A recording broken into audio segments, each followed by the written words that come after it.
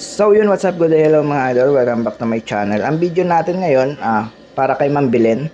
So nagtatanong kasi siya kung kumusta na daw yung ating Ellie Joy. So mamaya sasagutin natin yan pagtapos natin maglaba. So ngayon, nakaka-harvest na yung ating solar ng 12.9 kasi umaangat na rin yung sikat ng araw. So kanina kasing alas 8, yung na-harvest niya ay para lang rin sa washing machine. So ngayon, 12.9 na siya, kanina 12.8 to habang naglalaba tayo.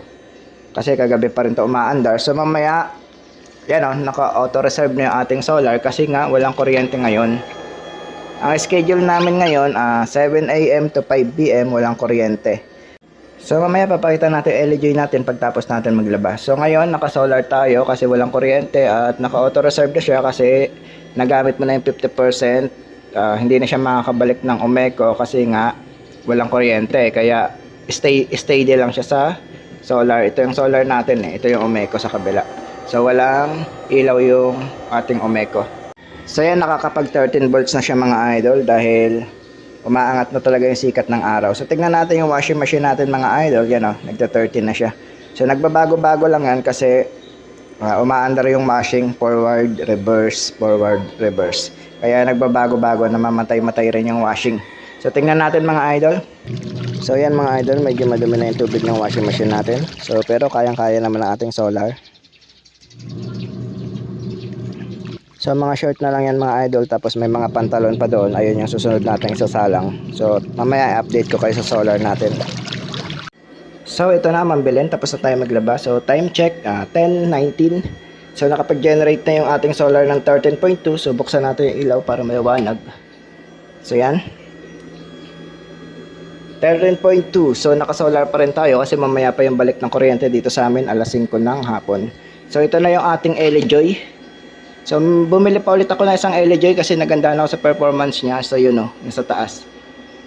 So nag-harvest siya ng 4.6 ampere. So 200 watts lang rin yon. Ito ay 200 watts lang rin.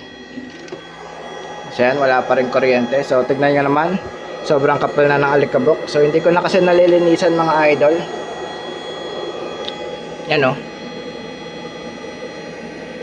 kapal na ng alikabok. So pag may time lilinisan ko yan. So matagal-tagal ko na rin kasi hindi nalinisan to. 6 months na yung huling linis ko dito. So vacuum lang naman yan, lipad na yan lahat.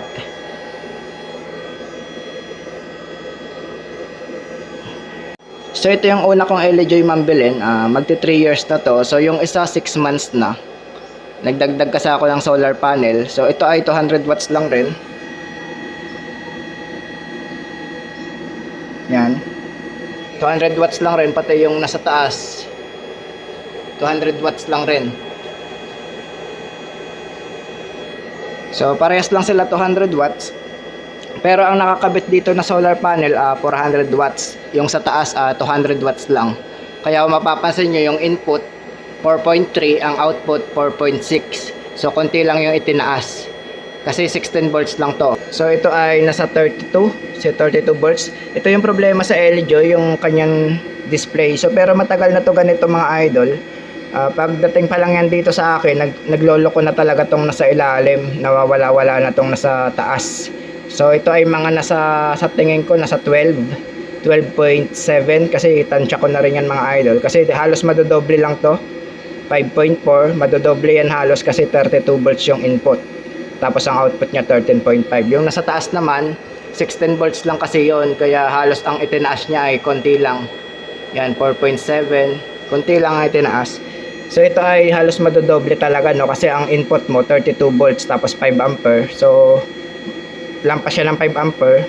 So halos nasa 12 yan mga idol ang itataas niyan. So tansya ko na yan 12 plus 4.6, halos nasa 16 ampere yung nagcha-charge sa battery ko. So time 10:22. So mamayang alas 12 tataas pa yan. Kapag mga 12 aabot na to mga 16 ampere siguro. So hindi kasi parehas-parehas no. So yung sa video natin nasa 1 year mahigit na siya, magto 2 years na sa video. Pero hindi lang yun yung time na ginamit ko, late upload na rin kasi yun. Magti 3 years na talaga yung buhay na tong Ellie Joy ko. Yung battery ko naman nasa 2 years na. Ito magti 3 years, ito 2 years. Kasi ang dating nakakabit na battery ay 20 Ah lang mga idol na lead acid. Madalas mag brown out sa Mindoro kaya ginawa ko na siyang lithium. Kaya mas nauna ko to nabili yung LJ na to mga idol kaysa dito sa battery. Kasi yung dati, sagaran talaga ang gamit ng lead acid ko na yon, 20 Ah lang yun, pero umaabot na ng 10 volts kasi nga mahaba yung brownout dito sa Mindoro. Pero ngayon medyo okay na rin naman, nagkakakuryente na. So ngayong araw lang ulit nag brownout kasi maintenance hanggang alas 5 ng hapon. So nung Sabado nag maintenance ulit. Tapos ngayong Lunes, nag-maintenance ulit hanggang alas 5 ng hapon. So kung mapapansin nyo, walang ilaw yung Umeco. So naka-on yung breaker ng Umeco, yan o.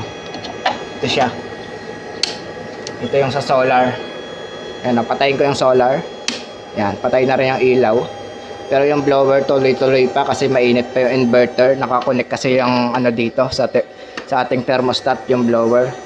Kapag lumamig na inverter, saka lang yan pero yung ko naka-under pa yung inverter ko kasi ito yung pinaka main breaker ko para papuntang bahay na yan. Yan. Kung gusto mo naman patay yung inverter, so dito tayo sa isang breaker. Yan. Patayan lahat, pati inverter. Buksan natin. So automatic na yan mga idol. So yung isa hindi ko pa naayos, diyan ko muna ipinatong. So dinaan ko lang muna yung wire diyan kaya medyo marumi yung yung connection sa taas. So ang bala ko kasi ito, yung LJ natin na isa. So dito ko siya ilalagay para magkatabi sila. Ang problema kasi itong orasan natin, diyan kasi yung supply niya ito. Ayan na yung supply ng orasan, kaya hahanapan ko muna to ng pwesto kasi ito ginagamit ko rin to sa ilaw. Ito yung pinaka switch ng ilaw namin sa labas yan o, may ilaw yan sa labas mga idol na kapag pinindot mo to, yan, so umiilaw yung labas. Ayan yung pinaka switch, 12 volts lang kasi ilaw sa labas, kaya hindi ko talaga siya alisin kasi dati yung controller ko is ito lang kaso mabagal mag-charge, kaya nagpalit ako ng LJ. So ito yung una ko nabili, mas mahaba na yung buhay na to kaysa dito. So siguro mga 2 months lang naman yung edad nila, ang agwat nila. So ito after 2 months nagbili na ako ng LJ, tapos mga sumunod, mga after 6 months siguro nagpalit na tayo ng lithium iron. So itong LJ ko mga idol, kaya lang rin naman to natuluyan nasira yung display kasi dati binuksan ko to, pinagkumpara ko siya sa 400 watts. So yung 400 watts at 200 watts parehas lang rin ang laman. So sa manufacture, 400 watts yung nakalagay pero yung loob parehas lang siya sa 200 watts. So technician tayo kaya alam natin yung limit ng bawat MOSFET. May idea tayo kung paano titignan yung limit niya based sa data sheet niya. So parehas na parehas talaga mga idol, pati yung inductor o transformer na ginamit, parehas din ng turn. Nasa 18 ba yun? Nakalimutan ko na kasi parehas na parehas mga idol, kaya yung binuksan ko siya natuluyan. Kasi dati yung pagdala nandito mga idol, itong ilalim na display, kumukurap-kurap, yung kunyari itong 7, kunyari 7 12 yan mga idol, kunyari 7 lang. Yung itaas na part, nawawala-wala, minsan bumabalik. Tulad na to, 'di ba, 7. So, yung taas na yan na ilaw, nawawala-wala. Kaya hindi na yan ngayon umiilaw. Yung binuksan ko, tapos binalik, natuluyan na. Hindi na siya talaga umilaw yung nasa itaas. Siguro, naglo-lose contact sa pag-shipping siguro dito sa Mindoro. Kasi galing pa to ng Mindanao. Kaya ang tagal ko naghintay, halos 1 buwan. Galing pa mong Cotabato ata to, kung daw nagkakamali. Kaya ang tagal talaga mga idol dumating. Siguro sa pag-ship, nagkaroon siya ng lost contact sa loob. Mali ko lang, hindi ko na hininang nung binalik ko, kaya siguro natuluyan na. Natamad na rin akong buksan. Wala namang problema kahit hindi ko naman yung tinitignan halos. Basta ang importante nagcha-charge. Ito lang tinitignan ko kung umabot na siya ng 14.6, full charge na siya. Hindi na yan magcha-charge. Automatic na yan magka-cut off. Yan o, nawawala-wala yung dito banda. Tingnan mo, minsan bumabalik. Ayan yung sakit ng LJ, yung kanyang LCD. Pero wala namang problema. Yung isa ko naman, okay naman. Ito. Hindi naman nawawala-wala. Ano naman, Galing lang kasi ito Manila, kaya medyo malapit-lapit. Baka sa shipping talaga yung pag-ship, doon nagka-problema to. Nakalog-kalog siguro sa biyahe. Pero okay naman. Hanggang ngayon, ganyan pa rin yung display niya. Hindi naman siya natuluyan talaga. Simula nung binaklas ko siya hanggang pagbalik. So, ganyan pa rin. Ito lang hindi gumagana. Ayan yung mga taas lang yan. Kung mapapansin nyo yan, yung 0, walang ilaw sa taas. Yung 2, wala ring ilaw. Yan 2 yan eh. Walang ilaw. Yung 3, wala ring ilaw. Yung part na nasa taas. 13.2 na yan. Pero ako kasi kabisado ko na, kaya kasi halos 6 ampere na siya eh. Madodoble yan halos, kaya 13.2. Tumaas na kasi umiinit na. Ano na eh, na 10:30 na eh. Tumataas na yan hanggang sa maximum na to na nakita ko nasa 16, pero hindi ko sure kasi alas 3 ako tumitingin, mga ganon. Hindi ko nakita kung ala nang na-harvest niya kapag alas 12. 13.2 na siya, tumataas na siya kasi umiinit na. So mabilis mag-charge ang LG, kaya nga LG ulit yung binili ko kahit may problema yung display na una ko nabili. Pero yung isang nabili ko wala namang problema. Pagdating maganda yung display niya. Hindi naman nagloloko na gaya ng ito. Ito kasi nagloloko yung una ko nabili. Ayan lang yung sakit niya talaga, yung pinaka LCD niya. Pero baka natsambahan ko lang talaga or ano. Kasi matagal na to eh, matagal na to ganito. Sana matagal na siyang napundi kung sakaling matagal na sana siyang nasira. Kasi ganito na to yung pagdating. So natuluyan lang nung binuksan ko. Matagal na siyang ganyan. Hindi naman siya natutuluyan na totally blackout yung kanyang LCD. Hindi naman ganon. So yan ang setup natin. So makapal ang alikabok talaga kasi ilang buwan ko na hindi nalinisan. Kahit nakasara to, pinapasok pa rin to ng alikabok. So kung gusto niyo malaman ang consume namin sa kuryente, ayan yung resibo. Kung mapapansin yung 9 kilowatts. Ang 9 kilowatts yung nako-consume namin. Ang kuryente kasi dito sa Mindoro mga idol, 21 pesos ang isang kilowatts. Kaya yung 9 natin, ito times nyo lang sa 21. So ayan yung babayaran mo sa Umeco. So sobrang mahal ng kuryente dito. Kaya kapag nag-aircon ka dito, aabot talaga ng ilang libo yung kuryente mo. So ako, may nire-repair pa sa labas. So maghapon pa yung repair minsan. So talagang libo ang kuryente na gagastusin mo kapag maghapon yung appliances. Sa loob ng isang buwan, maghapon yung appliances mo araw-araw. So bakit nga ba ayaw ko i-zero bill yung aming kuryente, no? Bakit nagtira pa ako ng 191? So ganito yan mga idol. Unang-una, hindi sustain yung gamit namin ng kuryente, no? May time na malakas, may time na mahina. Kunwari sa inyo, kung sustain ang gamit nyo, araw-araw gumagamit kayo ng TV, electric fan. Kunyari, TV mo 5 hours, electric fan mo 10 hours. Okay yun, araw-araw ka gagamit eh. Paano kung hindi mo ginamit ng isang araw yung TV mo or electric fan mo? Eh di matatapon na lang yung harvest ng solar mo kasi masasayang na lang. Itatapon niya na lang yun kasi yung harvest na yun para yun sa electric fan. So hindi na yun mapupunta sa battery, no? Kasi nga yung kung isa-zero bill mo siya, automatic kailangan ma-full charge mo yung battery, tapos yung ginagamit mong appliances masupplyan niya pa para pagkagabi full charge yung battery. Ayun na yung magtutulong sa gabi, naka-solar ka pa rin kasi zero bill eh. Pero hindi naman yung masi-zero bill kasi may minimum na binabayaran sa grid. Tulad sa amin, nasa 5 pesos ata o 10. Hindi ko lang alam. Kapag zero bill ka, kapag 0 kilowatts ang consume mo, parang may babayaran ka pa rin 10 pesos. So, ayun yung dahilan kaya ayaw ko isagad. Kunyari, siyempre, tulad ngayon, walang tao ngayon, yung electric fan nakapatay. So, washing lang talaga yung ginamit ko. Yung electric fan nakapatay. So, ito kasi, sakto na tong harvest na to para sa aking mga TV na nire-repair at sa itong battery na 120 ampere. So, sakto na yan dyan yung harvest ng solar ko at yung solar panel. Kaya walang sobra talaga minsan nagsosobra siya, natatapon pa. Minsan kinukulang rin kasi hindi nga pares-pares yung harvest namin. Kung hahabulin ko yung minsan kinukulang, So lagi naman sobra, 'di ba? So kailangan kung totally gusto mong wala ka talagang kukunin sa Omeco o sa Meralco, kailangan sustain yung gamit mo para hindi masayang yung harvest ng solar natin.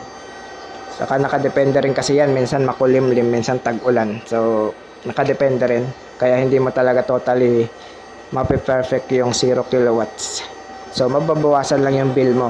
Pero sa case namin, okay na tong ganitong setup kasi saktuhan lang. Minsan talaga mas mababa pa dyan yung kuryente namin, at minsan isipin mo na lang 21 pesos yung per kilowatts dito. Kung maka 10 kilowatts ka, 200 plus na.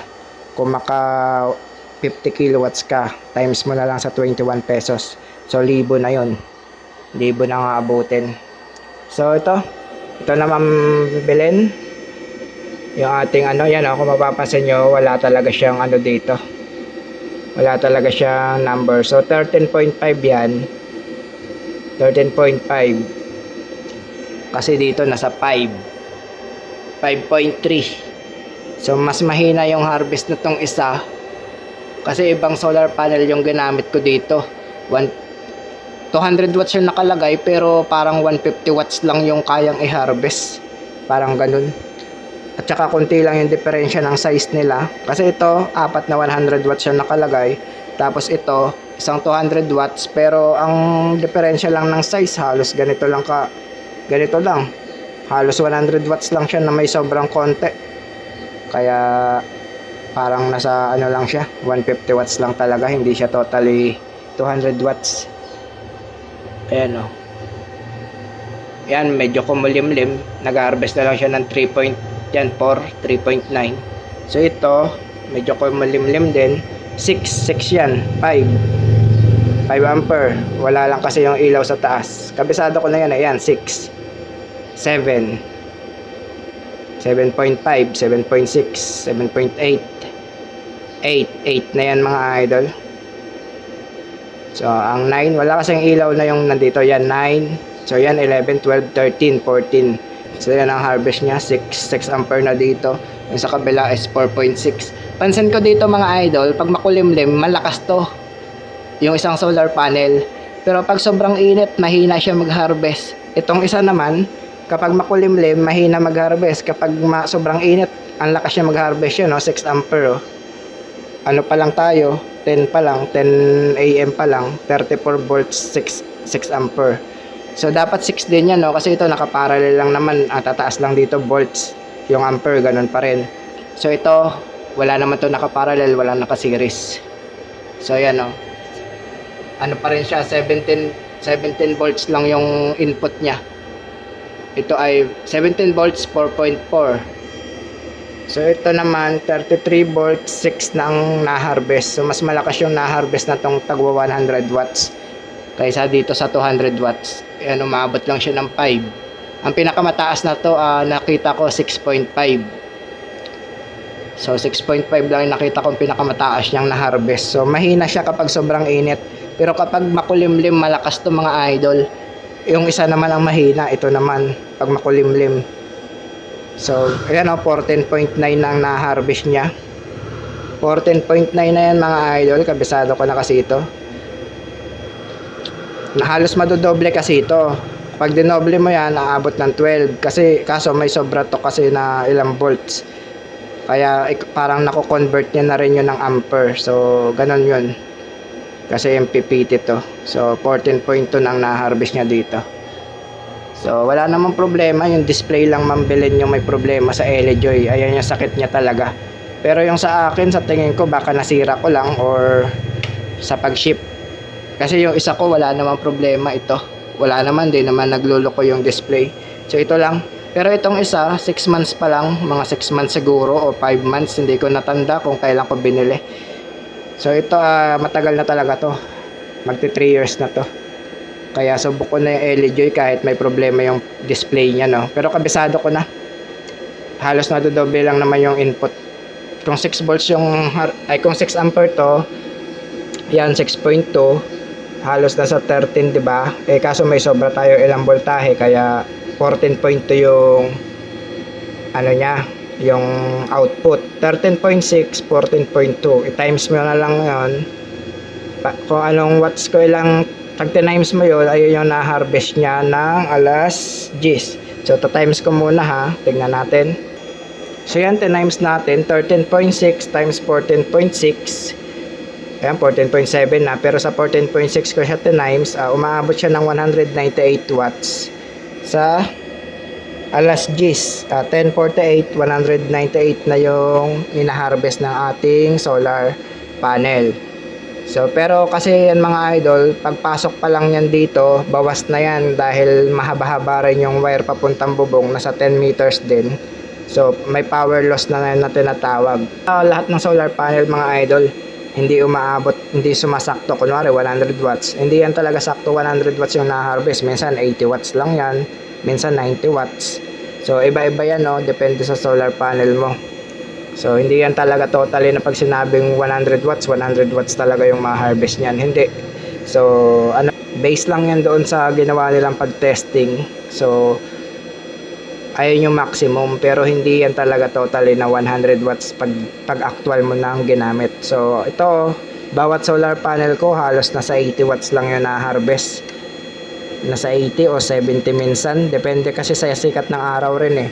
Times 4 mo na lang. So, yan. Hanggang dito na lang. Sana nasatisfy ka sa ating video, Ma'am Belen. So, wag ka na magdalawang isip na bumili ng LG Joy dahil maganda talaga siya. So, ito lang talaga problema niya, yung pinaka display. So, mabilis siya mag-charge ko sa pag-charge lang, no. Mabilis siya mag-charge at saka may siya, yung cut off kapag full charge na yung battery. Hindi masisira yung battery mo, hindi mag-overcharge. So, ganoon naman yung PTT, may mga cut off naman sila, pero based sa aking experience, sa akin lang kasi technician din ako, kaya may alam ako sa mga ganito. So, maganda yung LG Joy, mura pa. Compare sa ibang MPTT na mga mahal, so kaya niyang talunin. Maliit lang kasi ito eh. Kaya mukhang pangit siya sa paningin, pero sa performance maganda naman. Lagyan mo na lang ng blower to, yung taas, para hindi uminit. Yan, no? Kasi normal lang na umiinit ito, no? Pero buong case niya naman o buong frame heatsink, kaya hindi naman talaga siya totally na sobrang init. So ano lang, tulong lang para mabilis mag cool down yung init niya sa heatsink. May pantay dito sa taas. So ayan yung dahilan kaya maraming alikabok yung part na to, pati yung sa part na to maraming alikabok kasi nga may mga blower tayong nakalagay. Yan o, kakapal o. So, saka ako na yung lilinisan. Para isang linisan lang mga idol. Yeah, i-blower lang naman yan. Or vacuum. Talsika na yan.